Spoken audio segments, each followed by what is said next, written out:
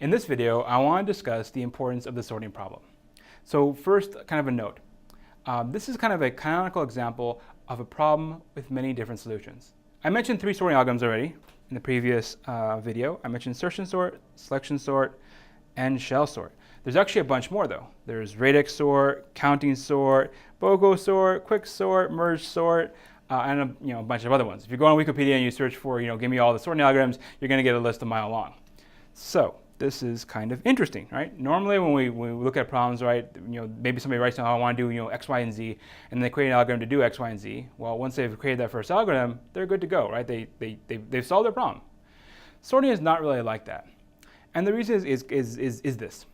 Sorting, even though it's kind of an easy problem, well, easy problem, I guess, to write an initial solution for, ends up having kind of a lot of little details.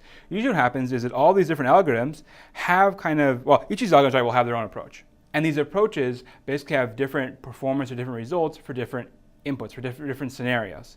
So there will be, right, some sort of an input that makes insertion sort really fast, and then maybe makes a selection sort really slow.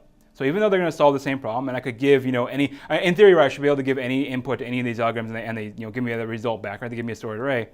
Even if they do that, right, their performance may vary, right? This is kind of well, this is really leading to analysis of algorithms, because we want to know, right, how long is my algorithm going to take to run on a particular input, right? And so if I have a particular input, I suddenly have to start worrying about, for this algorithm, will this input, be something that can process quickly, or will it be something that takes more time, right? I need to find some way, to basically pick what is going to be good for me. So there's different things here, right? So for example, insertion sort, right? If it's, let's say you have an array that's like nearly sorted, this will be good, right? So nearly sorted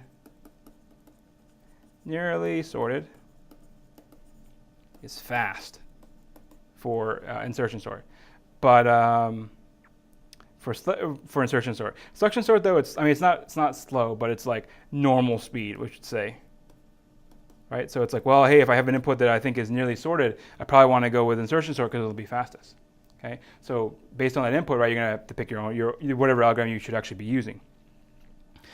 All right. So this is kind of one of the reasons that sorting is maybe a little bit of a special problem, because there's a bunch of different ways, there's different concepts to solve it, and all of them kind of give different results. Right? Give slightly different behavior, which means that the different algorithms are appropriate for different scenarios.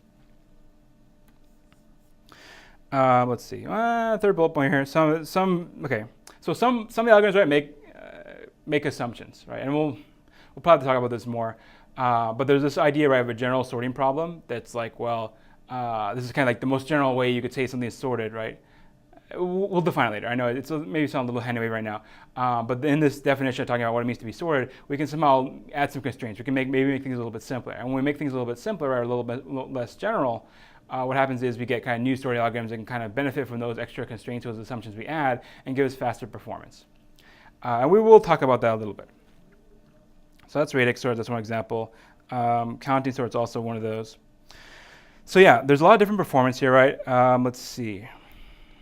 So over here, I guess we'll use the big O nomenclature for a second. Let's jump back up here. So for like insertion sort versus selection sort. So insertion sort are nearly sorted, right, which is maybe like a best case. It ends up being O of n, right, if it's nearly sorted. If you put that into selection sort, you're still n squared, right? So all of a sudden there's this huge difference, right? Obviously in big O terms, n is a whole lot different than n squared. So those two things are going to act very differently. So yeah, we'll end up talking about this basically throughout. Typically when we go through a sorting algorithm, we'll talk about, how does it look if we have, a random input, or reverse input, or nearly sorted input. So we're going to actually talk about these different cases, and as we go through different algorithms, you'll get to see, oh, this particular algorithm, right, is fast on this input and then slow on this other input, right? Therefore, this is when I want to use it, this is when I don't want to use it. So we'll be doing that basically for every single sorting algorithm that we talk about in this course. And we'll hopefully, right, at some point, basically, initially we'll start by making the observations, right, of how the thing acts, just kind of graphically, and then we'll talk about the analysis or the properties of it, right? Because we really want this here. We want to be able to make the stronger claim that this thing is big O of n or this thing is big O of n squared, because that's something that's going to hold up the scrutiny. It's not just, oh, I think it'll be faster if you have this data that looks like this. We want to know. So we're going to spend some time basically look at the properties of each of the algorithms and try to figure out how much work they have to do, right? How many comparisons they need to make, how many exchanges they need to make. Those are kind of the two fundamental operations of any sorting algorithm out there. As a final point here, let me highlight this bottom line. There are many ways to solve any problem.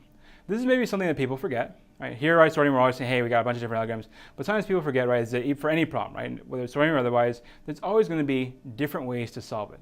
Those different algorithms, or those different ways to solve it, will typically act a little bit different, right? And it's going to be up to us, right, to not only identify, not only to identify, potential, solution to a problem, but also to identify, is this, a good solution to the problem, right? Is it performant, right? Can I do a little bit better by maybe looking at things a little bit differently, right? Maybe taking a different, algorithm concept, or, maybe making some assumptions about my data. There's always going to be different ways to solve the problem. We want to know what is the best one for our particular situation.